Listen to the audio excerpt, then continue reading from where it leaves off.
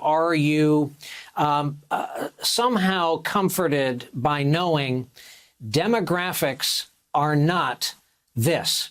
Demographics are going in the other direction. And so the base, while frothed up and enthusiastic, is by definition shrinking. I am sort of comforted, but I also think that, what we're seeing to me is, and I've said this before, I think we're seeing an antibiotic resistant strain of a disease that has come from not effectively eradicating the virus, the disease of white supremacy and toxic masculinity. I mean, Matt Gaetz is a young guy, right? Like, there are young people in this movement who are equipped. They are, trained to speak like total nonsense and twist the truth into propaganda.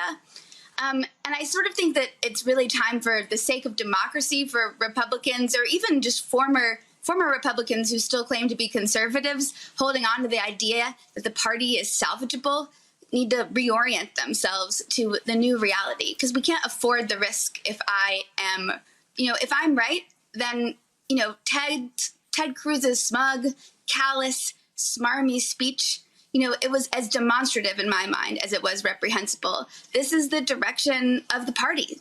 There's not enough gravitas or fortitude behind the scenes to right the ship. And I think that we have to figure out what we're going to do about that. Bill, to the point the professor just made about people who claim to be conservatives, we get the freshest news around here, so I want to play for you what just transpired on Fox News. The fact that the president is going to come and reconnect with the people who love him so much on this stage, I think it's going to be a very, very important moment for actually healing amongst the conservative side of all of this. But I think for the country generally, no one's voice should be silenced, and definitely not a president of the United States. So, Bill, that's Matt Schlapp, and they do nothing quietly. I keep hearing this extension of the word conservative, kind of an attempt at brand management. It occurred to me tonight, you are a damn conservative. How do you feel about others using that label? Look, I could say at great length why it's not true conservatism and there's a better conservatism, and I could talk about everyone from Edmund Burke to Bill Buckley, but at some point you do have to say, Caroline's right about this, conservatism is what it says it is at the time. And if that is the conservative political action conference, and they're getting a lot of people, they're getting the former president of the United States, they're getting sitting U.S. senators, they're getting sitting U.S. members of Congress, proud to have objected to the electors on January 6th, unwilling to denounce the insurrection on January 6th.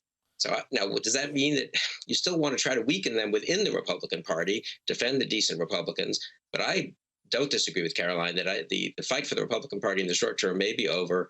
And I wrote a piece about this last week, that maybe we're all, people like me now, are kind of the Republican wing of the Biden coalition, try to help President Biden govern successfully. But you cannot afford to have that party that you're seeing a good chunk of on the stage at CPAC back in power. Hey, thanks for watching our YouTube channel. You should know that you can follow today's top stories and breaking news and catch up on your favorite MSNBC shows all in one place. Download the NBC News app today.